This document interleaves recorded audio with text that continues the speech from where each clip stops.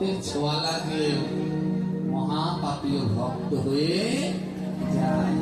আরেকটা আছে হঠাৎ, হাঁটাটাক হয়, কোনো কথা নেই বার্তা নেই, হাঁটাটাক হয়েছে হঠাৎ। আবার কেউ কেউ এমন আছে হঠাৎ জীবনে একটা কথায় মন পরিবর্তন হয়ে গেল, যেমন লালা বাবু। হ্যাঁ, ধপার মেয়ে বলছে বাসনায় আগুন দেবে না, যেই ওই কথাটা কানে গেল এক কথায় হঠাৎ কোথায় রাজ রাজার হয়ে গেলেন কামাল ভিখারি। যেমনি রোগ ব্যাধিও তিন ভাবে হয়, আর ভক্ত তিন ভাবে হয়। কেউ জন্মগত ভাবে যার মা বাবা ভক্ত, সন্তান ভক্ত হয়, আবার কেউ সাধু সঙ্গ করতে গিয়ে সেও ভক্ত হয়। আগের বার এখানে পাঠ করার পরে আমার দুটো ছেলে মোবাইল করেছিল, এখনো মনে আছে, জানি না এসেছে কিনা। দুটো ছেলে আমায় মোবাইল করেছে। আগের বার আমি কিছু সময় পাঠ করেছিলাম শ্মশান ঘাটে মদ খাওয়া নিয়ে।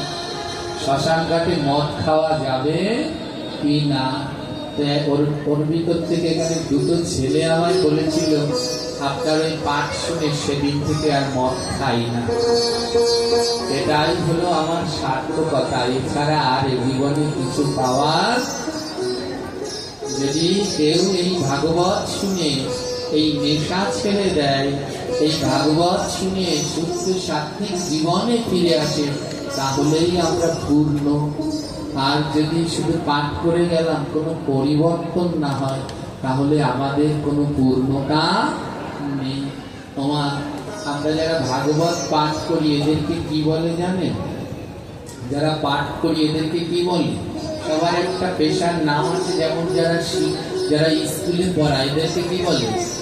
শিক্ষক। যারা স্কুলে পড়ায় এদের বলে শিক্ষক। যারা মাছ ধরে এদের বলে জেলে। যারা কাপড় সেলাই করে এদের বলে দর্জি। আর যারা ভাগবত পাঠ করে এদের কি বলে?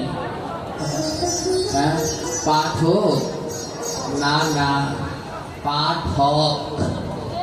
পাঠক না, আমার কি হবে? পাঠক। কেন জানেন ভগবান এই নামটা দিয়েছে? কেন জানেন? অধিকাংশ শুধু আমরা ঠকাচ্ছি, অধিকাংশ শুধু ঠকাচ্ছি। ঠক, তাই বললেন।